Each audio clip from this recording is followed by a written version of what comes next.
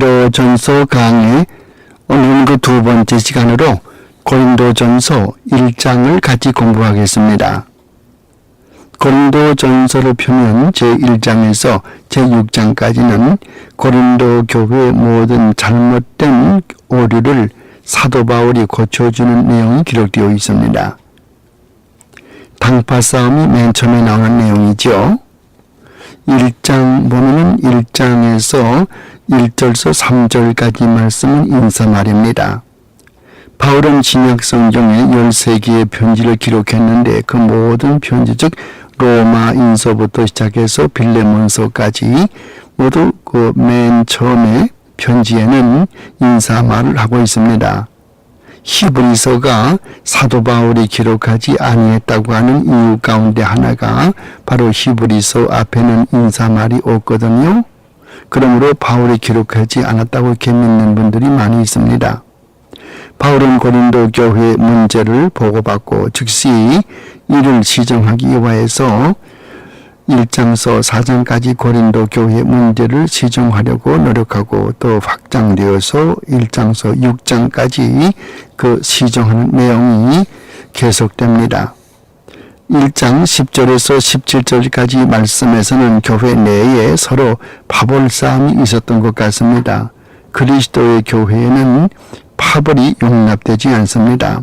모두 예수의 이름으로 세례를 받은 것이요 모두 동일한 천국의 시민이기 때문인 것입니다. 교회에 파벌이 생기는 것은 교회가 미숙하기 때문이죠. 교회가 미숙하다는 말은 그 교회의 구성 멤버들이 미숙하다는 말입니다.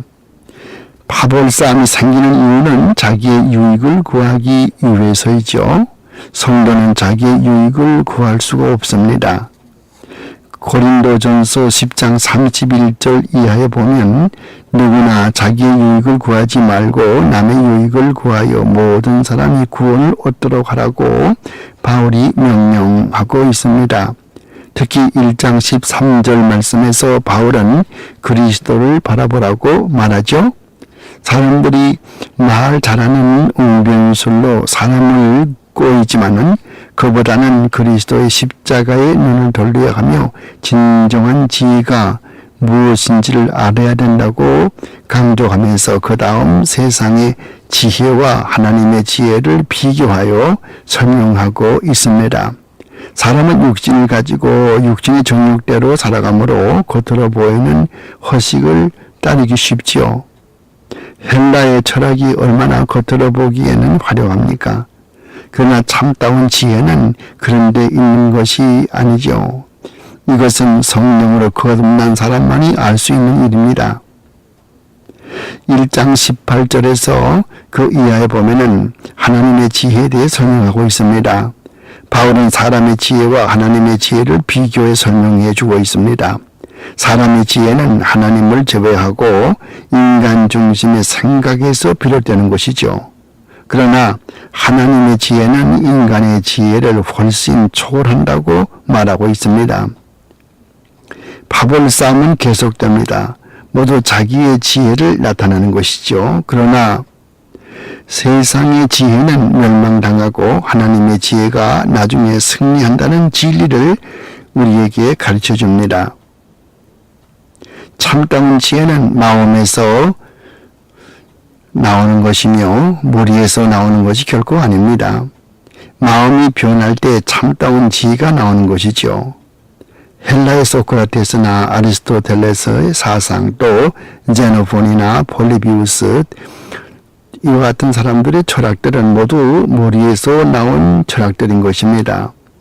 그것들은 세월 따라서 사라져갑니다. 그러나 예수 그리스도의 철학, 마음에서 나온 철학, 그것은 영원토록 사라질 줄 모르고 영원의 불길처럼 타오르게 마련입니다. 그리고 세상 끝날까지 그 불이 꺼지지 않는 것입니다. 이것은 진리이신 그리스도가 우리에게 주시는 생명의 불인 것입니다. 참다운 지혜이기 때문이죠. 무엇이건 인간적인 것은 당시에는 기세가 등등하여 모든 것을 제압하는 듯 하지만은 세월이 지나면은 반드시 사라지게 마련인 것입니다. 영속성이 없다고 하는 것이죠.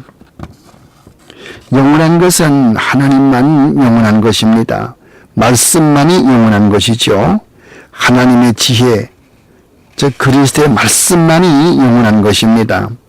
유대인들은 표적을 구합니다. 헬라인은 지혜를 구한다죠. 그러나 이 모든 것이 지혜에 이르지는 못합니다. 표적을 구하는 것은 구약성경에서 그렇게 메시아에 대한 말씀을 많이 했어도 하나님의 권능을 못 믿겠다는 불신의 풍조에서 나오는 것입니다. 구체적인 입증은 마태복음 12장 38절 이하 말씀에서 나타납니다. 유대인들은 예수님에게 예수님이 바로 메시아라면은 표적을 보여달라고 요구했습니다. 유대인들은 현세적인 물질적인 면을 강조하죠. 그래서 예수님이 만일 큰 기적을 행하고 놀라운 위력을 발휘하여 로마 정부를 전복하고 유대 나라를 회복한다면 믿겠다는 생각에서 예수님에게 표적을 행하기를 유대인들이 부탁했던 것입니다. 그러나 예수님은 그런 일에 관심이 없으셨습니다. 예수님의 나라는 이 세상에 있는 것이 아니고 하늘나라에 있는 것입니다. 예수님이 마태복음 12장에서 대답한 말씀은 악하고 음란한 세대가 표적을 구하나 요나의 기적밖에는 보일 것이 없다고 대답하신 것입니다. 요나의 기적은 무엇입니까? 요나의 기적은 물고기 뱃속에 들어갔다가 사흘 만에 나온 것, 이것입니다. 즉 예수님의 죽음과 부활을 말하는 것으로 인류의 구원을 염두에 두고 하신 말씀인 것입니다. 이런 것을 유대인들이 알 리가 없었습니다. 헬라인들은 반면에 무엇이든 세상적인 지식과 지혜를 구합니다. 헬라인들은 수학이나 기하학, 윤리학, 논리학, 수사학, 웅변술 등을 동원해서 자기의 재주를 과시하며 그것으로 자만합니다. 지극히 현실주의적인 사람들입니다. 헬라인들이나 유대인들에게는 하나님이 인간의 몸을 입고 오셔서 죽는다는 것은 상상도 못할 일이었기 때문에 믿어지지 아니한 것입니다. 그럼에도 성경은 구약성 신명기 21장 23절 말씀에서 십자가 위에서 죽으실 것을 미리 예언하셨고 갈라디아 3장 13절 말씀에서 그 예언의 성취를 말하고 있지 않습니까? 나무에 달린 자마다 저주를 받았다고 그랬거든요. 예수님께서는 자기 자신의 저주가 아니라 우리가 받을 저주를 대신 몸에 짊어지시고 십자가의 대속물로 돌아가셨거든요. 그럼에도 유대인들은 그것을 믿지 않습니다. 오늘에도 사람들은 기적을 좋아합니다. 복받기를 좋아합니다. 그래서 기복신앙이 생깁니다. 그래서 번영신학이 생깁니다. 찰스 캡스나 나폴레온 힐, 또 글로리아 코플랜드, 케네스 코플랜드, 또 벤, 흰, 다 같은 사람들이죠. 주어진 말씀으로 만족하지 않는 것입니다. 그 말씀보다도 육안으로 보는 기적을 더욱더 믿는 것입니다. 그러나 성경 말씀은 우리가 보는 것으로 행치 아니하고 믿음으로 행한다고 고린도 후서 5장 7절에 가르쳐주지 아니합니까? 23절 말씀에는 십자가의 도가 꺼리끼는 길이요 미련스럽게 보인다고 말하고 있습니다. 이런 인간적인 지혜를 구하는 사람, 인간적인 지식을 구하는 사람에게는 십자가의 도가 미련스럽기만 보이는 거죠. 자연인들, 즉 거듭나지 못한 사람, 이런 사람들에게는 기독교가 미련스럽게 보일 수밖에 없는 것입니다. 이적과 기적 이런 것들을 좋아하는 유대인들에게 예수 그리스도의 십자가의 죽음은 우습게만 보이는 거죠. 고도의 응변과 이성을 추구하는 헬라인들에게 예수님의 십자가의 죽음은 꺼리낌이 되는 것이죠. 이성으로 납득할 수 없기 때문인 것입니다. 우리가 이성으로 납득할 수 없다고 해서 그것이 비진리인 것은 아닙니다. 인간의 이성이라고 하는 것은 믿을 수가 없습니다. 타락했기 때문에 이성이 절대적인 어떤 가치 판단의 기준이 될 수 없다고 하는 것이죠. 1장 26절 말씀에서 예수 믿는 사람들이 이 세상에서는 천대받고 압박받는 사람들인 것을 지적하면서 하나님이 구원하시기를 원하시는 자는 스스로 의로워하는 유대인도 아니며 인간의 지혜를 내세워서 그것으로 만족하고 사람의 존경을 받으려는 세상적인 사람들이 아니라는 것을 웅변으로 설명해 주고 있죠. 육체를 따라 지혜 있는 자, 인간적인 생각을 가진 사람, 인간의 지혜를 자랑하는 사람을 의미합니다. 27절에서는 세상에서는 약하고 미련해도 하나님 보시기에는 슬기롭고 강하다는 것이죠. 인간의 지혜가 하나님 보기에는 아무것도 아니라는 것을 바울은 29절에서 결론적으로 아무 육체라도 자랑지 못하게 하려 함이라고 하는 그 말씀에서 육신의 생각은 하나님의 생각과 다르게 되고 결국 실패하고야 만다고 하는 것을 입증하고 있습니다. 사람들은 근시안적이어서 현세 일에 더욱더 급급합니다. 보이는 것은 잠깐이요 보이지 않는 것은 영원하다고 하는 고린도 후서 4장 18절 말씀을 애써 귀를 막으려고 하고 이 말씀을 들으려고 하지 아니합니다. 그러나 성경은 분명히 말합니다. 보이는 것은 잠깐이고 보이지 않는 것은 영원하다고 우리 가르쳐주고 있습니다. 보이는 것이 소망이 아니니 보이지 않는 것을 바라면 참고 기다려지니라고 또 로마인서 8장에서 가르쳐줍니다. 그러므로 참다운 그리고 영속성을 가진 지혜는 그리스도에게만 있다고 하는 것을 우리가 고린도전서 1장을 공부하기 전에 서론적으로 말해 볼 수가 있습니다. 이제 남은 시간 우리는 이 고린도전서 1장을 펴면서 성경에 기록된 내용을 같이 성경 보면서 설명해 나가도록 하지요. 그러니까 서론에서 본 것처럼 제1장에서는 사도 바울이 이 고린도 교회에 당파 싸움이 있다고 하는 말을 듣고 근심하면서 우리가 이 자기 생각, 세상적인 생각으로 살아가지 말고 그리스도에게 초점을 맞추라고 말하면서 유대인의 사고방식과 헬라인의 사고방식 이런 것들을 지적을 하면서 이 둘 다 잘못됐다고 하는 것. 그러니까 유대인들은 무슨 표적이나 기적 이런 것들을 바라보고 믿고 또 헬라 사람들은 지식도 지혜 이런 것들을 생각하고 인간적인 방법으로 어떤 지혜를 지식을 터득하려고 하지만은 이런 것들은 오래 가지를 못하고 영속성이 없고 또 가치도 없고 참다운 진리, 참다운 영속성을 가진 진리는 하나님 바로 그분 그리스도 바로 그분 진리이신 그리스도에게만이 영원한 진리가 있다고 하는 거기에만 영속성이 있다고 하는 이런 것들을 가르쳐 주고 있는데요. 이제 여러분 가지신 성경 고린도전서 1장을 같이 펴시기 바랍니다. 이 고린도전서는 모두 16장으로 되어 있죠.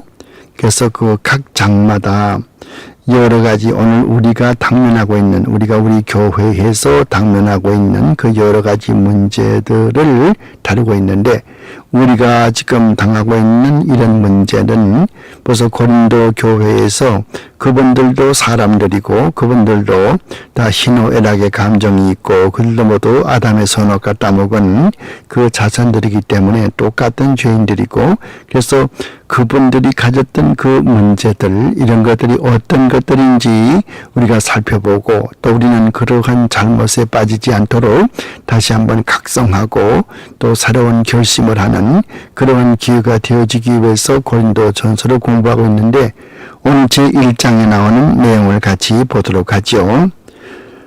하나님의 뜻을 따라서 그리스도 예수의 사도로 부르심을 입은 바울과 그 형제 소스테네는 고린도에 있는 하나님의 교회 곧 그리스도 예수 안에서 거룩하여지고 성도라 부르심을 입은 자들과 또 각처에서 우리의 주 곧 저희와 우리의 주 되신 예수 그리스도의 이름을 부르는 모든 자들에게 하나님 우리 아버지와 주 예수 그리스도를 쫓아 은혜와 평강이 있기를 원하노라 그랬죠. 3절까지 말씀 서론 맨 처음에 인사죠.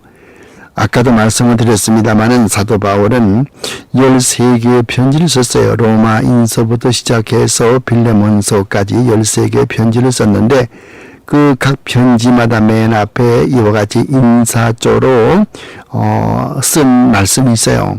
아마 그게 가장 긴 것이 갈라디아서일 거예요. 갈라디아서에 보면은 맨 앞에 그 인사한 말이 상당히 깁니다.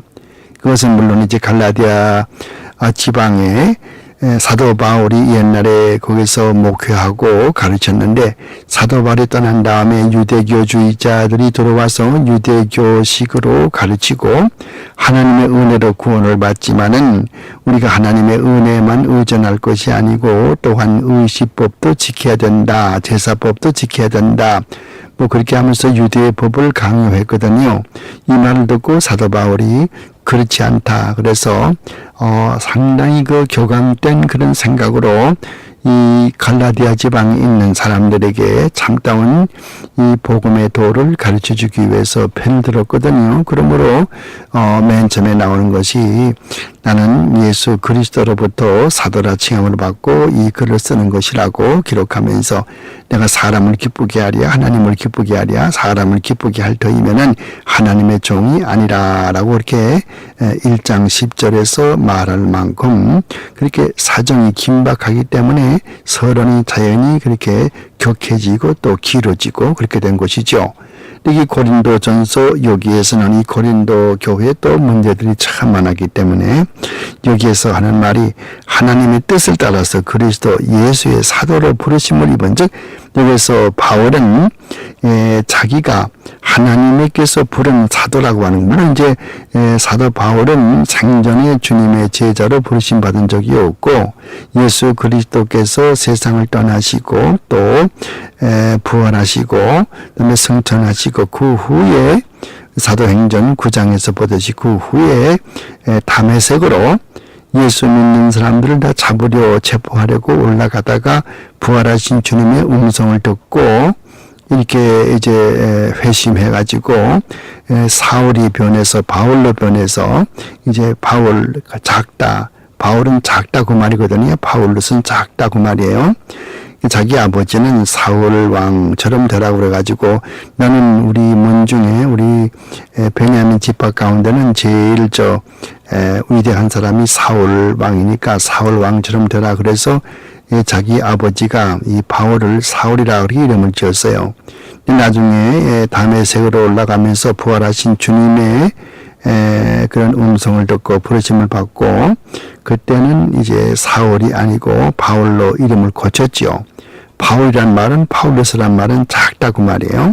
그래서 영어에도 포시티 그런 말이 있지만은 또 프랑스 말에도 뿌띠 그러면 작다고 말이거든요. 그 작은 사도가 됐죠. 그 성경 보면은 나는 사도 중에 가장 작은 자라, 만삭되어 나지 못한 나 같은 자에게도 만삭되지 못한 태어난 나 같은 자에게도 그리스도께서 나타났다, 그런 말씀을 고린도전서 15장에서 하고 있는데, 어쨌든 여기에서 하나님의 뜻을 따라서 그리스도 예수의 사도로 부르심을 입은 바울은 그렇게 자기 자신을 소개하는 거예요. 그러니까 사도 바울은 하나님의 부르심을 받은 사람이죠. 사도란 말은 아포스톨로스, 아포스톨로스란 말은 부르심을 입었다, 또 보냄을 받았다고 말이죠. The one who is being sent, 그 뜻이에요. 그래서 보내심을 받았다. 보내심, 하나님으로부터 보내심을 받은 그런 바울과 또 그 형제 소스테네는 고린도 교회에서 바울과 같이 일했던, 고린도에 있는 하나님의 교회를 그리스도 예수 안에서 거룩해지고 성도라 부르심을 입은 자들과, 이게 성도를 많이 나오는데, 성도는 물론 이제 그 가톨릭 교회에서는 성자, 성도 그러면은 보통 예수 믿는 사람을 말하는 것이 아니고, 천주교 신자 가운데도 공로가 특히 많이 있고 또 순교한다든가 그런 사람을 성자 혹은 성도 이렇게 따로 또 추신해서 그렇게 영어로 canonization 이렇게 만들어서 특별히 대우하는 그런 것이 있습니다만은, 성경에서 여기 성도라는 것은 항상 예수를 생명의 구주로 받아들이는 사람을 모두 성도라고 하죠. 원문에서는 하기오스라고 그래요. 하기오스란 말은 거룩하다 그 뜻이고, 이것이 이제 명사로 쓰이게 되면은 이제 성도 그 뜻이고요. 형용사로 쓰이게 되면은 거룩한 이렇게 되죠. 근데 이 성도란 말이 나왔으니까 좀 설명이 필요한데, 성경에서는 이 성도란 말을 단수로 쓴 적이 없고 항상 복수로만 쓰이게 되죠. 영어 성경 보면 saints, s가 붙죠. 우리말 성경에는 그렇게 나타나지 않아서 뭐 복수인지 단수인지 알지 못하지만은 외국 성경들은 거기 s가 붙어서 복수의 그런 개념을 뚜렷이 나타내고 있어요. 성도는 혼자서는 혼자서 일하는 것이 아니고 여러 사람이 같이 일하는 거예요. 그래서 예배 드릴 때 사도신경 외울 때 보면 뭐라고 그럽니까? 성도들이 서로 교통하는 것과 또 사도신경 어떤 사도신경 보면은 성도가 서로 교통하는 것과 이렇게 되죠. 그 성도가 서로 교통하는 것과 이렇게 됐을 때는 그 성도가 단수인지 복수인지 몰라요. 하지만은 성도들이 서로 교통하는 것과 이것이 정상적인 그 번역이거든요. 왜냐할 것 같으면 코미니오, 그 다음에 쌍토름이라는 거 오름이라고 하는 ORUM 이런 그 어미가 붙으면은 라틴 말에서는 그 남성 복수 소유격입니다. 그 성도들의 그 말이에요. 그 성도들이 서로 교통하는 것과 그러므로 이 교회는 성도들이 서로 합해서 하나님의 일을 하는 거죠. 모여서 예배 드릴 때도 성도들이 함께 예배 드리는 거예요. 만약에 나는 오늘 교회에 예배 나가기 싫다. 난 집에서 혼자 예배 드리고 싶다. 그것은 잘못된 것이 성도들이 서로 교통해야 되는데 성도들이 서로 우는 자와 더불어 울고 또 기뻐하는 자와 더불어 기뻐하고 그렇게 해야 되고 또 짐을 서로 나누어줘야 되는데 서로 기도해 줘야 되고 서로 위로해 줘야 되는데 한 사람은 뭐 그렇지 않고 집에 있다고 그러면은 다른 사람이 그 일을 대신해야 되잖아요. 예를 들면은 우리 몸에 지체에 팔이 있는데 팔 하나가 말하기를 나는 몸에 붙어 있는 게 싫으니까 나는 파킹장에 혼자 나가 있겠다 그러면은 그 팔이 떨어져 나가서 주차장에 혼자 나가 있다면 그 팔은 자기 자신 또 그냥 그대로 거기에서 상해 있을 것이고 나머지 한 팔이 두 팔의 몫을 다 하려면 얼마나 아프겠어요. 그보다도 몸에 머리가 얼마나 아픕니까? 여러분 손톱에 무슨 가시 하나가 들어가도 얼마나 손톱이 아픕니까? 하물며 이 팔 하나가 떨어져 나가면은 그 머리가 얼마나 아프겠어요. 머리가 누굽니까? 우리 몸을 볼 때에 머리는 바로 그리스도시거든요. 우리 지체는 모두 교회의 성원들이거든요. 그러므로 한 팔이 떨어져 나가면은 다른 팔이 두 몫을 해야 되고 머리가 아프고 그렇기 때문에 팔은 떨어져 나가면 되질 않고 지체가 다 모여서 일을 같이 하는 것이죠. 어느 지체가 더 중요한 건 없어요. 팔도 중요하고 발도 중요하고 귀, 코 다 중요합니다. 그래서 고린도전서 이따 이제 보지만요 12장에 가서 보면은 은사를 이야기하면서 어느 하나 중요하지 않은 것이 없다고 말이에요. 모두가 다 손이고 발이 아니면은 걸어가는 건 어떻게 걸어갈 수 있겠습니까? 그렇죠? 그러므로 여기에 지금 이렇게 성도란 말의 의미가 그렇게 심장한 겁니다. 성도라 부르심을 입은 자들과 그래서요. 또 각 처에서 우리 주가 되시고 또 저의 주. 뭐 주라고 하는 것은 우리들의 주만이 아니고 예수를 생명의 주로 고백하는 모든 사람이 다 주님이 되지 않겠습니까? 그래서 우리가 주님 그럴 때는 주님을 왕으로 모시는 것입니다. 그 로드십, 서양 사람들은 설교할 때 개혁주의자들은 로드십 그것을 많이 이야기해요. 예수님은 주님이신데 그 주님이라는 개념은 주님을 왕으로 모시고 사는 거죠. 왕으로 모신다는 개념은 무엇을 전제로 합니까? 왕에게 무조건 순종하는 것을 전제로 하거든요. 그러므로 예수를 주라고 모시는 분은 예수님께 순종해야 되거든요. 그러면서도 입으로는 주를 예수라고 말하고 예수를 주라고 시인하면서도 실제 순종하지 않고 제멋대로 행한다면 그것은 예수님을 주님으로 모시지 않는 결과가 되는 거죠. 예수 안에서 거룩하여지고 성도라 부르심을 입은 자들의 또 각처에서 우리의 주 곧 저희와 우리의 주 되신 예수 그리스도의 이름을 부르는 모든 자들에게 하나님 우리 아버지 주 예수 그리스도를 쫓아서 평강과 은혜와 평강이 있기를 바란다. 이렇게 맨 처음에 이제 서두를 그렇게 말하죠. 인사 말입니다.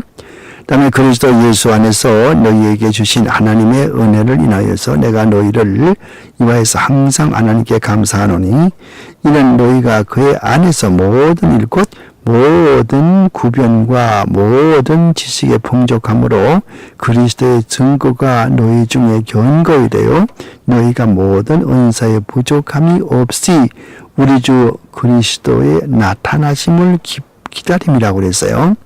그러니까 고린도 교인들이 잘못을 많이 하고 실수를 많이 하지만은 원칙적으로 그리스도의 증거가 되어서 하나님 예수 그리스도를 믿는 그 믿음 안에 견고해서 모든 그 은사에도 부족함이 없이 그리스도의 재림을 기다리면서 신앙생활을 한다고 하는 걸 들을 때에 그렇게 하려고 애쓰는 것을 들을 때에 마음이 기쁘다 이렇게 말하지만은 실제 이분들은 이 고린도 교회 사람들은 그렇게 열심히 노력하려고 하지만 실제 교리를 잘 모르기 때문에 또 이 고린도 교회 교인들은 대부분 이방 사람들이기 때문에 기독교에 들어와서 교리를 잘 모르기 때문에 여러 가지로 실수를 많이 하죠. 그럼 이제 8절 말씀 보세요. 주께서 너희를 우리 주 예수 그리스도의 날에 책망할 것이 없는 자로 끝까지 견고케 하시리라. 하나님 앞에 설 때 우리가 주님이 다시 이 세상에 오시면은 또 우리가 주님 앞에 가게 된다면은 하나님 앞에 책망받지 않는 그런 견고한 신앙의 사람으로 세워지기를 바란다고 하는 내용이죠. 우리가 예수를 믿어도 육적인 사람이 있고 신령한 사람이 있습니다. 조금 있으면 나와요. 고린도전서 4장 5장 가서는 나오는데 육에 속한 사람이 있고 영에 속한 사람이 있거든요. 이것을 원문에서 보면은 영에 속한 사람은 뉴마티코스라고 그래요. 뉴마티코스. 신령한 사람이죠. 영어로 spiritual Christian이에요. 또한 육에 속한 사람이 있어요. 이것은 원문에서는 사르키코스라고 그래요. 사르키코스인데 영어로 말하면은 카날 크리스천. 이 카날 크리스천 육에 속한 사람은 성령의 일을 받지 않고 자기 일만 좋아하고 자기의 뜻대로 살려고 하거든요. 그러니까 하나님을 무시하는 거죠. 그러니까 이런 사람이 구원이 있겠나 하는 것은 성경 전체에서 볼 때 그런 사람은 아직 구원이 없는 사람이고 사이비 신자들이죠. 여러분들 마태복음 7장 20절 이하 보면은 나더러 주여 주여 하는 자마다 다 천국에 들어갈 것이 아니고 하늘에 계신 내 아버지의 뜻대로 행하는 자에 들어가고 그날에 많은 사람이 나에게 와서 내가 주님의 이름으로 귀신을 쫓아내고 뭐 선지자 구실을 하고 그런 말 하죠. 그때 주님께서 뭐라고 그래요? 내가 너에게 밝히 말하노니 내가 너를 도무지 알지 못했다. 우리말 성경에는 알지 못한다 그렇게 되어 있지만은 원래 뜻은 알지 못했다 과거형이에요. 왜냐하면 그게 원어에서 보면은 헬라어의 에그논이거든요. 그것은 과거형이에요. 그러니까 원래부터 처음서부터 너를 알지 못했다. 즉 처음서부터 택함받지 못했던 사람들이다. 그 말이죠. 놀라웠게도 오늘 선지자 구실하는 사람들, 목사 구실하는 사람들, 또 무슨 부흥사 행세하는 사람들, 이런 사람들 가운데 하나님께서 택함받지 못한, 하나님한테 택함받지 못한 사람들이 착각해가지고 부흥사 노릇도 하고 또 뭐 신학교 강사 노릇도 하고 또 목사가 되어서 일하는 사람도 있다고 말이거든요. 그러므로 여기에서 뭐예요? 주님 앞에서 본문 말씀 가서 보세요. 고린도전서 1장 8절 말씀에 그리스도의 날에 책망할 것이 없는 자로 끝까지 견고케 하시길 원한다. 그런 말씀을 할 수 있는 겁니다. 너희를 불러 그의 아들 예수 그리스도 우리 주를 더불어서 교제케 하시는 하나님은 미쁘시도다 그랬어요. 이 교제한다는 말은 코이노니아, 이 말은 하나님과 우리와의 교제, 그것만이 아니고 옆에 우리 이웃과도 교제가 되는 것이죠. 그래서 하나님과 나와의 수직적인 관계가 바로 서고 또 수평적으로 나와 나의 이웃과의 관계가 바로 서는 것. 하나님과 나의 관계가 바로 서게 되면은 내 이웃과 내 관계가 바로 서게 되고, 또한 내 이웃과 내가 관계에 바로 서게 되면은 그것이 곧 수직적으로 하나님과 나의 관계가 서게 되는 것이죠. 그렇게 하다 보니까 수직적으로 수평적으로 그것을 금을 긋다 보면은 십자가가 이루어지는 거죠. 그러므로 우리가 교제에 그럴 때 그 교제는 반드시 그 십자가를 전제로 한다고 하는 사실을 잊어버리면 안 되는 것입니다. 여기에 미쁘다 한 말이죠. 9절 말씀 보면은 9절 끝에 가서 보니까 하나님은 미쁘시도다. 미쁘다는 말은 예쁘다는 말이 아니고 신실하다 그 말이에요. 그래서 하나님은 우리에게 항상 신실하시다 그 말입니다.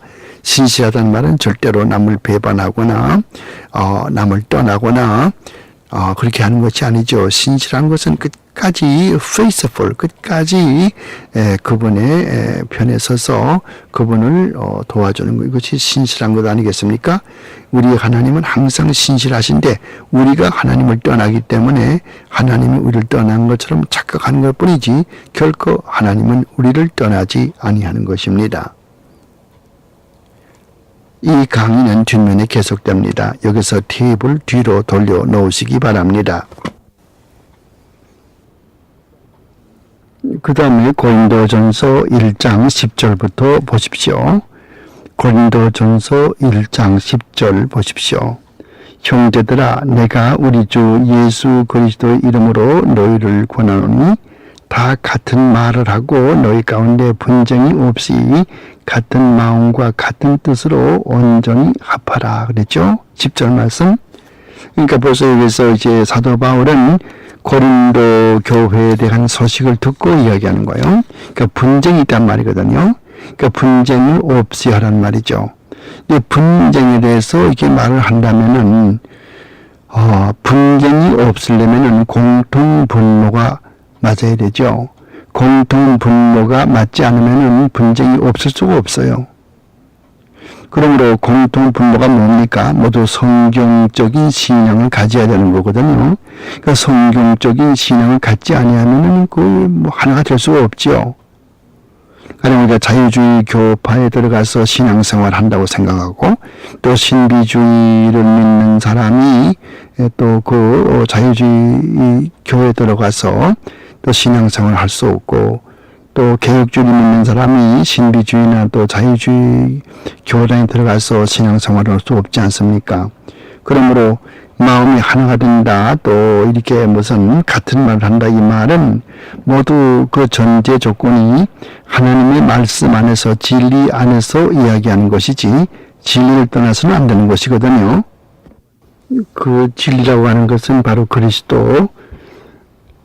그리스도가 진리시거든요. 그러니까 그리스도의 말씀에 입각해서 같은 믿음을 가지고 있을 때에 한 마음이 되는 것이고 또 그것에 참말을 같은 말을 할 수 있는 것이지 서로 신앙의 개념이 다르면은 같은 말을 할 수가 없지요. 그러니까 성경에 잘못이 있다고 말하는 사람과 성경에는 잘못이 없다고 말하는 사람이 하나가 될 수 없거든요. 예수 그리스도의 동정녀 탄생을 믿는 사람과 동정녀 탄생은 과학적이 아니기 때문에 믿을 수 없다고 말하는 사람, 이런 사람과 같은 말을 할 수 없고 또 마음이 하나가 될 수 없지 않습니까? 그러니까 여기서 이야기하는 우리가 성경에서 말하는 하나가 된다는 말을 참 조심을 하셔야 돼요. 우리 요한복음 17장 말씀 보면은 예수님께서 메시아 기도로 하나님 앞에 기도할 때에 하나가 되게 하옵소서 그런 기도를 하시는데 그 하나가 된다는 말이 무슨 말입니까? 진리 안에서 하나가 되는 거죠.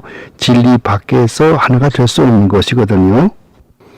요즘 보면 뭐 하나가 된다고 하는 그런 유명하에 개신교와 천주교도 합작해서 소위 ECT라고 하는 Evangelicals and Catholics Together라고 하는 그런 기관 만들어가지고 개신교의 목사들과 천주교 신부들이 합해서 세계 선교한다고 하는 그런 기관 조직했거든요. 기독교하고 가톨릭교는 교리가 다릅니다. 달라요. 그분들은 칭의의 개념이 우리와 달라요. 우리는 하나님의 은혜로 믿음을 통해서 의로워진다고 생각하지만 그들은 그것이 아니고 사람의 공로가 있어서 공로를 통해서 의로워진다고 생각하기 때문에 다르죠. 그 밖에도 뭐 여러 가지 천주교의 교리와 기독교 교리는 다르지 않습니까? 뭐 연역의 교리라든가 요공이라든가 뭐 성례식에 관한 것이라든가 교회론이라든가 모든 게 다 다르죠. 그런데 그렇게 교리가 다른 그런 캐톨릭과 개신교가 합해서 뭘 한다고 하는 것은 잘못된 것이죠. 미국의 역사를 보면은 1801년에 당시 장로교와 회중교회가 미국에 있었는데 장로교 사람들과 회중교회 사람들은 서로 신앙이 비슷하니까 우리가 같이 손을 잡고 이제 서부 개척 시대에 나가서 전도하자. 그래서 개신교 가운데서도 이 회중교회와 장로교가 합해가지고서 나가서 같이 전도했던 그런 역사가 있어요. 그래서 1801년에 이와같은 새로운 법이 이루어졌는데 그것이 유명한 통합법이라고 하는 것이죠. 그 플랜 오브 유니언. 그 무엇인가 하니 이런 장로교와 회중교회가 같이 나가서 전도하자는 거예요. 근데 나가서 맨 처음에 해보니까 처음에는 잘 되지만 나중에 그걸 보니까 교리가 달라가지고 결국은 또 얼마 못 가서 갈라졌거든요. 그러므로 교리가 다르면 절대 합할 수가 없는 것입니다. 성경 보면은 고린도 후서 6장 16절 이하 보면은 믿는 자와 믿지 아니하는 자가 어떻게 몽해를 같이 하리요. 또 그리스도와 벨리알이 어떻게 합하리요. 그런 말씀이 있지 않습니까? 그러니까 이와 같이 진리 안에서 하나가 될 수 있는 것이지 진리를 떠나서는 둘이 하나가 될 수 없다고 하는 것. 그리고 또 진리 안에서 그리스도 안에서 참 진리의 터 위에 세워진 그 교회에 같이 출석한다면은 분쟁이 있어서는 안 되죠. 그런 경우에 분쟁이 생기는 것은 전부 한 가지 이유밖에 없습니다. 그것은 자기 개인의 유익을 원하기 때문에 교회에서 자기 유익을 구하면 꼭 분쟁이 생기게 되죠. 과거에도 그렇고 또 현재도 그렇고 또 교회 역사를 보더라도 교회에서 자기 개인의 유익을 구하게 되면은 그것은 분쟁이 생기게 되는 거예요. 그런데 이것은 그런 것을 지향하라는 말이죠. 같은 진리의 교회에 나가면서 그리스도의 터 위에 세워진 우리가 예수 그리스도만 유하며 살아야 되지 그리스도를 뒤에 놓고 자기 자신의 영광을 나타내려고 하고 또 자기 자신의 유익을 구하려고 하면은 반드시 교회의 분쟁이 생기게 된다는 것이죠. 그러니까 이제 어떤 분쟁이냐 하면은 그 다음에 12절 가서 보니까 그 내용이 나와 있죠. 이는 다름이 아니라 너희가 각각 이르되 나는 바울에게 나는 아볼로에게 나는 게바에게 나는 그리스도에게 속한 자라 하는 것이니 이게 당파 싸움이죠. 교회에 이런 사람들이 있어요. 나는 바울에게 속했다. 무슨 말인고 하니 나는 바울을 좋아한다. 나는 바울파다. 나는 아볼로를 좋아한다. 아볼로파다. 아볼로가 누굽니까? 아볼로는 이 말에 능한 사람이고 성경에는 별로 능하지 못하지만은 말을 잘하는 사람이에요. 그래서 우리가 사도 행전에 가서 보면은 이 아볼로가 에베소에서 목회할 때에 고린도 교회를 같이 섬기고 있던 아굴라의 부인 브리스가가 오히려 이 아볼로에게 성경을 가르쳤다고 하는 이야기가 있듯이 이분은 성경에 능하지 못하고 능한다고 하더라도 이 브리스가에게 가르침을 받을 정도니까 절대적인 사람은 되지 못하고 어느 정도 성경을 알고 있던 분이죠. 말이 참 능하다고 그랬어요. 말을 잘하는 사람이죠. 그러니까 그 사람에게 또 그 사람을 좋아하고 요즘도 그렇지 않습니까? 뭐 부흥사가 말을 잘하면은 그 부흥사에게 넘어가서 나는 그 부흥사가 참 좋다. 나는 그 사람이 말하는 것이면은 모든 것을 다 들을 수 있다. 그렇게 말하는 거가 똑같은 거죠. 또 나는 그리스도에게 속한 자라 하는 것이니 그리스도에게 속한 자면 그것으로 속한 것인데 왜 어떤 사람은 나는 바울파다, 나는 아볼로파다, 나는 게바. 게바는 물론 이제 그 베드로를 말하는 것이죠. 베드로파다. 그렇게 서로 갈라져 있나 그거예요. 오늘과 똑같은 거예요. 오늘도 보면은 교회에 뭐 나는 권사파, 나는 아무개 권사를 좋아하고 그 권사파다. 나는 장로파다, 나는 목사파다, 나는 뭐 아무개 집사파다. 그 교회에 어떤 유력한 집사가 있으면 난 그 집사를 좋아한다. 또 어떤 장로가 있으면 난 그 장로를 좋아한다. 그렇게 또 어떤 분은 나는 무조건 목사파다. 팔을 자꾸 짚게 되니까 교회에서 문제가 되죠. 교회에서는 파당을 지면 절대 되질 않습니다. 항상 그리스도 중심으로 어떻게 하면 주님을 기쁘시게 할까?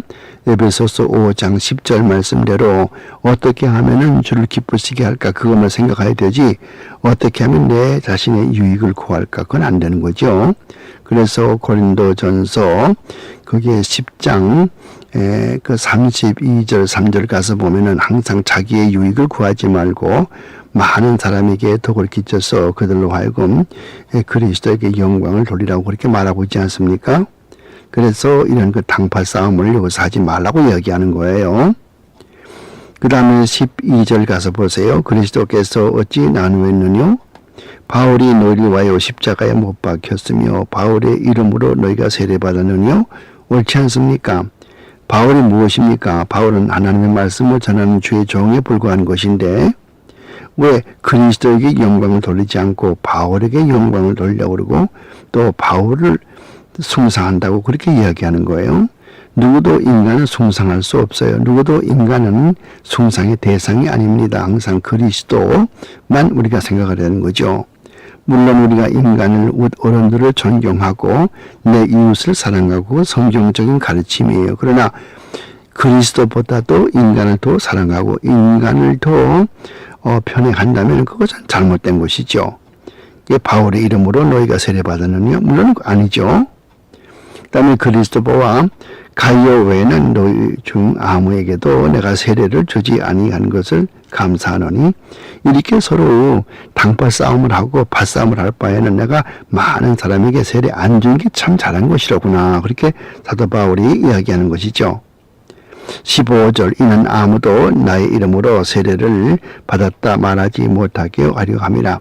이렇게 자꾸 나는 바울에게 세례 받았으니까 나는 바울밖에 모른다. 이런 말을 자꾸 하게 되니까 이렇게 할 바에는 차라리 내가 많은 사람에게 세례 안 준 게 얼마나 참 100번 잘한 것이다. 그렇게 사도 바울이 그분들을 꾸짖는 거지요. 내가 그 다음에 16절 보세요. 내가 또한 스데바나 집사람에게 세례를 주었고 그 외에는 다른 아무에게 세례를 주었는지 알지 못하노라. 17절 말씀은 그리스도께서 나를 보내심은 세례를 주게 하려 하심이 아니요 오직 복음을 전케 하려 하심이니 말의 지혜로 하지 아니함은 그리스도의 십자가가 헛되지 않게 하려 함이라. 여러분 여기 보면요. 26절과 7절 말씀 보면은 그 사도 바울의 진정한 그 의미가 진정한 그의 인생의 목표가 거기에 담겨져 있어요. 이 고린도전서 조금 내려가서 이제 9장 가서 보면은 바울이 이런 말을 하거든요. 9장 거기 14절 가서 보면요. 이런 말을 하고 있어요. 이와 같이 주께서도 복음 전하는 자들의 복음으로 말미암아 살리라 명하셨느니라. 그렇게 말하면서 16절 가서 보니까 9장 16절에 내가 복음을 전하지라도 자랑할 것이 없으면 내가 부득불 할 일임이라. 만일 복음을 전하지 아니하면 내게 화가 있을 것이미로다. 그렇게 얘기했어요. 그러니까 사도 바울은 오로지 복음을 전하기 위해서 존재하는 그런 사람으로 여기에 기록이 되는 것이죠. 그 다음에 또 사도 바울의 그 신앙의 인격을 본다 할 것 같으면요. 이 갈라디아서 그 6장 말씀에 참 그 사도 바울의 인간됨과 그분의 그 철학 이런 것을 엿볼 수 있어요. 제가 지금 찾아서 읽겠어요. 여기에 갈라디아서 6장 그게 가서 보면은 14절 말씀부터 오죠. 갈라디아 6장 14절부터 이런 말씀을 하고 있어요. 그러나 내게는 우리 주 예수 그리스도의 십자가 외에 결코 자랑할 것이 없으니 그리스도로 말미암아 세상이 나를 대하여 십자가에 못 박히고 내가 또한 세상에 대하여 이러하니라. 이것이 사도 바울의 신학입니다. 사도 바울의 신학을 한마디로 요약하면 간단해요. 십자가와 부활, 이것이 사도 바울 신학의 진수입니다. 또한 성경 전체를 한마디로 딱 요약한다면 예수 그리스도의 십자가와 부활, 이것이지요. 그래서 이것을 성경적으로 가장 간단하게 요약한 성경 구절이 바로 고린도전서 15장 3절과 4절 말씀에 나오죠. 그 성경대로 죽으시고 성경대로 주께서 사흘 만에 살아나신 것을, 이것을 전한다고 그러지 않습니까? 그래서 고린도전서 15장 3절과 4절 말씀은 복음을 가장 간략하게 축소한 그런 진리의 말씀인 것입니다. 여기 고린도전서 1장 17절 말씀도 마찬가지요. 그 십자가가 헛되지 않게 하려 함이라. 사도 바울은 여기에 보니까 말을 잘하고 뭐 그런 그 말 지혜보다도 실천하여 그리스도의 말씀을 전하는 일에 전념했다고 하는 것, 또 여기서 우리가 그것을 배울 수가 있죠. 어떤 분들은 말을 많이 하지만은 그것보다도 말씀을 실제 나가서 전도하는 그런 일이 중요하고 실천이 중요하죠. 사랑은 항상 손끝에 있다 하는 그런 말씀과 마찬가지로 사랑은 과연 손끝에 있거든요. 실천이 먼저 앞서는 거죠. 고린도전서 우리 공부를 하면서 이 1장부터 얼마나 많은 진리를 우리가 공부할 수 있습니까? 그 다음에 18절 말씀 보면은 십자가의 도가 멸망하는 자들에게는 미련한 것이요 구원을 얻은 우리에게는 하나님의 능력이라. 기록된 바 내가 지혜 있는 자들의 지혜를 멸하고 또 총명한 자의 총명을 폐하리라 하셨으니 그랬죠. 이 십자가의 도, 이 구원의 길이죠. 예수 믿으면 구원받는 이 구원의 길이 미련한 자, 구원받지 못한 자, 이런 사람들에게는 참으로 미련스럽게 보이는 거죠. 그 예수 믿어가지고 어떻게 무슨 구원을 얻는 것이며, 어떻게 죽은 사람이 살아나는 것이며, 어떻게 또 동정녀에서 탄생할 수 있으며, 이 모든 게 다 어리석은 것 같고 도무지 그 좁은 두뇌 가지고 이해가 되질 않죠. 그래서 자유주의 신학자가 나오게 되는 것이고, 자유주의 신학자가 나오게 되니까 여러 가지 이상한 그런 변론을, 그런 궤변을 늘어놓아서 기독교를 파괴하고 그렇게 하죠. 하지만은 성령으로 말미암아 우리 마음속에 중생함을 얻고 회심한 사람에게는, 우리에게는, 저희 여기 보면은 구원을 얻은 우리에게는, 그 말이죠. 구원을 받은 우리에게는 하나님의 능력이 되는 것이죠. 내가 지혜 있는 자들의 지혜를 멸하고 총명한 자들의 총명을 폐하시리라. 하나님이 하신 말씀이지만은 인간의 총명 가지고, 인간의 지혜 가지고는 이 하나님의 오명하신 십자가의 도, 구원의 도리를 도무지 알 수 없다는 거죠. 그러므로 이제 그 다음에 뒤에 쭉 나오지만은 우리가 아무리 해도 예수를 믿을 수 없어요. 우리의 힘 가지고는, 우리의 지혜 가지고는 예수를 믿을 마음이 생기지 않고 예수를 못 믿습니다. 그럼에도 불구하고 성령께서 우리 마음속에 효과적으로 불러주시고 성령께서 역사하심으로 말미암아 성령의 힘으로 우리가 예수 믿게 되는 거죠. 그래서 거기에 보니까 지혜 있는 자가 어디에 있느뇨? 그 선비가 어디에 있느뇨? 이 세대의 변사가 어디에 있느뇨? 이런 것들 가지고서 예수를 믿을 수 없다는 거예요. 아무리 지혜를 가지고 있다 하더라도, 아무리 말을 잘한다 하더라도 이것 가지고 예수를 믿지 못하는 거예요. 하나님께서 이 세상의 지혜를 미련케 하신 것이 아니며, 이 세상의 지혜, 이것 가지고는 도저히 하나님께 나올 수가 없지요. 그 다음에 21절 가서 보면은 하나님의 지혜에 있어서는 이 세상이 자기 지혜로 하나님을 알지 못하는 거로 하나님께서 전대에 미련한 것으로 믿는 자들을 구원하시기를 기뻐하셨도다. 이 말씀 여러분 줄치세요. 21절 말씀을 언더라인 혹은 또 저와 같은 관주 성경 가지고 계신 분은 옆에다가 옆줄로 이렇게 사이드라인을 치세요. 혹은 동그라미 치시든가. 항상 성경 공부할 때는 노란, 파란, 또 분홍색 이런 그 색연필을 준비하셔가지고 줄을 치시면서 공부를 하세요. 그냥 교리적으로 중요한 것은 무슨 사파란 칠을 한다든가, 혹은 잘 모를 것은 노란 색을 칠한다든가, 또 특별히 무슨 은혜 받은 것은 빨간 셔라든가 각자 자기 기호에 따라서 그렇게 쭉 해나가면은 많은 성경 공부에 진전이 있게 됩니다. 이때 주의할 것은 한번 그렇게 정했으면은 계속해서 같은 색깔을 써야 되는 거지 나중에 가서 색깔을 바꾸면은 아무 효과도 없게 되죠. 그러니까 성경 은혜 받은 성경 구절은 항상 분홍색, 그러면 분홍색만 은혜 받은 성경 구절은 모두 분홍색으로 더 잘 모르고 좀 이해가 어려운 성경 구절은 노란색으로 표시한다면은 항상 끝까지 노란색으로 표시하고 그렇게 해야 되는데 그 뭐 색깔은 각각 자기가 정한 대로 하면 되지만은 가장 중요한 것은 consistency. 한번 계속했으면 그대로 계속하는 거. 같은 패턴으로 이어나가는 것이 중요한 것이죠. 자, 이게 본론 들어가서 보세요. 21절이요. 하나님의 지혜에 있어서는 예수를 믿는 이런 일에 대해서는 이 세상이 자기 지혜로 하나님을 알지 못하죠. 세상 사람들이 아무리 권세가 있고 뭐 합박사가 되고 무슨 세상에 명예가 있다 하더라도 그것 가지고 절대 예수를 믿지 못합니다. 안 되는 거예요. 자기가 하나님보다 더 높거든요. 자기 지식이 하나님의 지식, 자기 지혜가 하나님의 지혜보다 더 높다고 생각을 하고 자기 지혜로 하나님을 판단하기 때문에 절대로 자기 지혜로 하나님께 나오지를 못한다는 거예요. 옳은 말씀이죠. 반드시 그런 겁니다. 그러니까 어떻게 하나님께서 구원하십니까?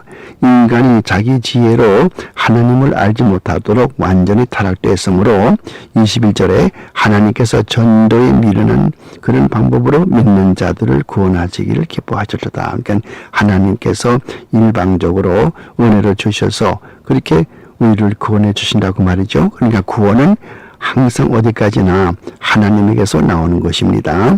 그래서 모노지즘이라고 그러죠.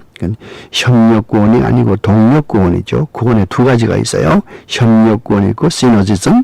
시너지즘은 천주교처럼 하나님의 은혜로 구원받지만 내가 또 공로를 세워야만 내 공로와 합해서 의로워진다. 이렇게 말하는 것은 시너지즘, 협력 구원이라고 그러고 우리가 개혁주의에서 믿는 것처럼 또 이게 고린도 전서 1장 21절에서 말하는 것처럼 하나님께서 온전히 우리의 믿음을 통해서 하나님의 은혜로 구원해 주시는 이런 것은 동력 구원이라고 그러죠. 모노지즘이라고 이야기하는 것입니다. 어느 것인가 하면은 모노지즘, 동력 구원설 이것이 성경적이고 개혁주의적인 그런 구원설이죠. 하나님의 지혜에 있어서는 이 세상이 자기 지혜로 하나님을 알지 못하는 거로 하나님께서 전도가 미련스러운 것 같지만은 그런 전도하는 방법으로 우리 하나님께서 택해 주시고 믿을 자를 구원해 주신다고 말이죠. 그 다음에 22절은 또한 우리가 좀 알아둘 필요가 있어요. 유대인은 표적을 구하고 헬라인은 지혜를 찾으나 우리는 십자가에 못 박힌 그리스도를 전하니 유대인에게는 거리끼는 것이요 이방인에게는 미련한 것이로되 오직 부르심을 입은 자들에게는 유대인이나 헬라인이나 그리스도는 하나님의 능력이요 하나님의 지혜니라. 옳은 말씀이죠. 헬라 사람들은 항상 지혜를 구해요. 지혜, 소피아.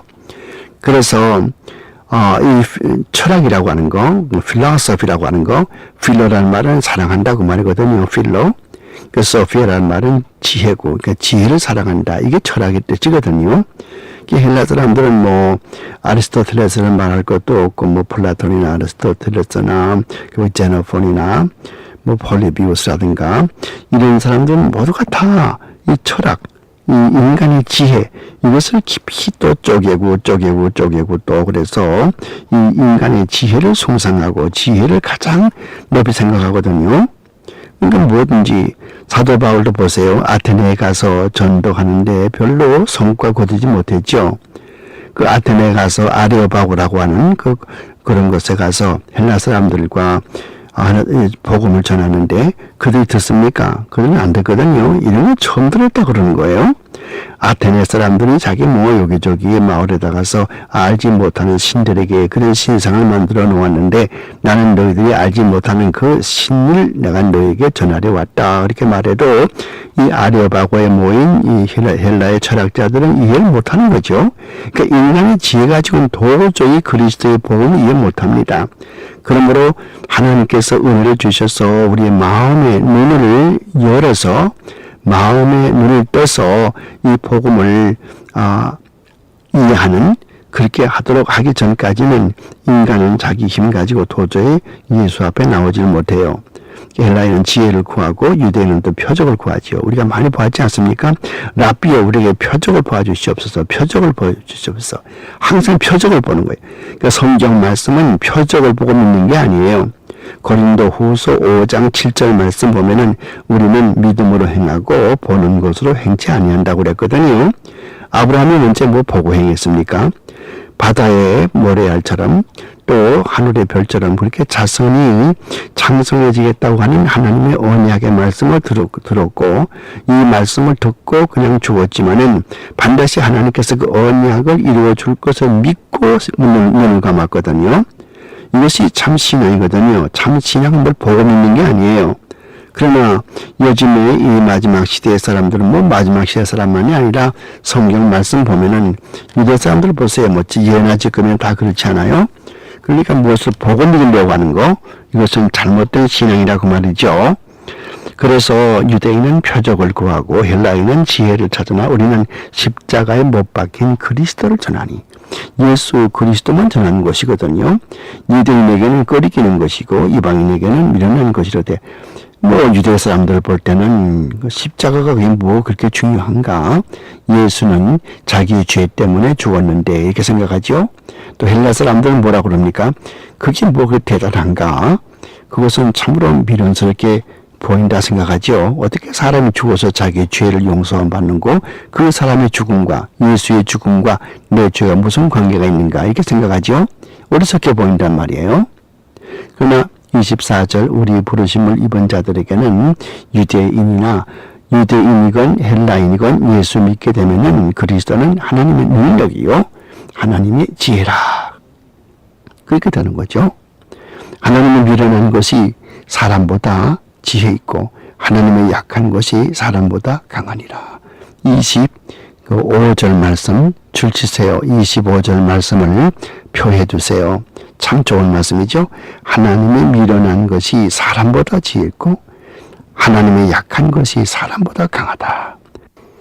얼마나 참 좋은 말씀이에요. 우리가 볼 때는 내가 제일 지혜롭고 내가 제일 강한 것 같죠. 그러나 인간의 지혜가 무엇입니까? 인간이 강하다는 것이 무엇입니까? 물난리가 나고 폭풍이 불어오면은 꼼짝 못하는 게 인간이죠. 자연의 재해 앞에서 꼼짝 못하지 않습니까? 인간의 지혜라는 것이 뭐예요? 종이 한 장 앞에 가리워도 앞을 보지 못하죠. 5분 후에 일을 알지 못하지요. 그게 인간의 지혜지요. 그게 뭐 대단한 것입니까? 여기에서는 바울이 하는 말이 뭐예요? 전제 주권을 가지고 역사하시는 하나님, 그분만이 우리가 의지할 피난처요, 우리의 바위가 되시는 분이고 우리의 산성이 되시는 분이라고 말이죠.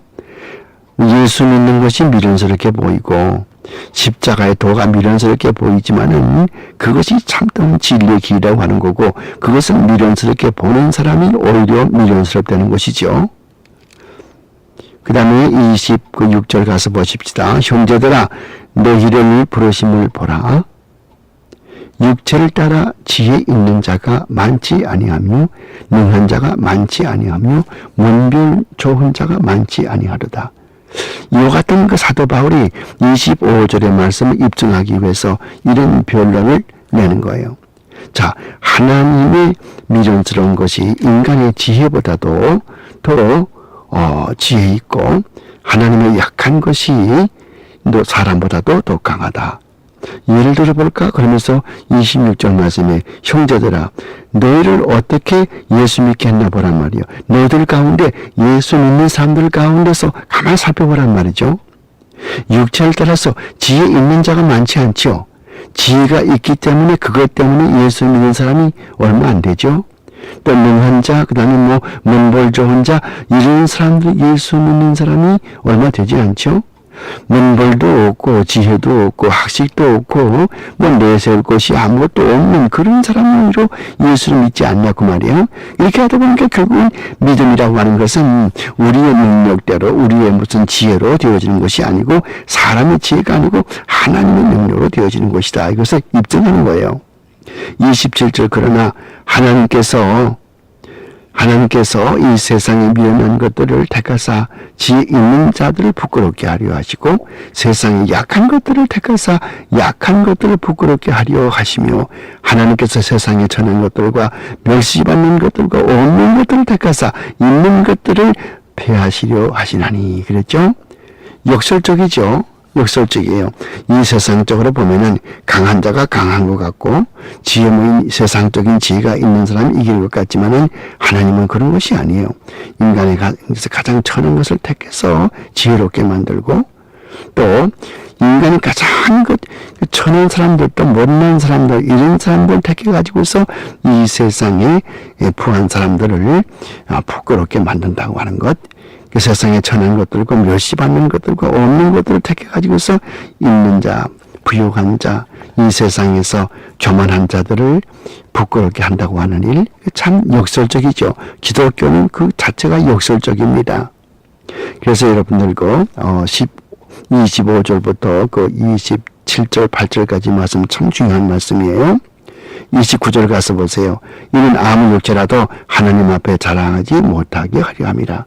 그러니까 우리가 하나님 앞에 자랑할 것이 뭐가 있겠어요?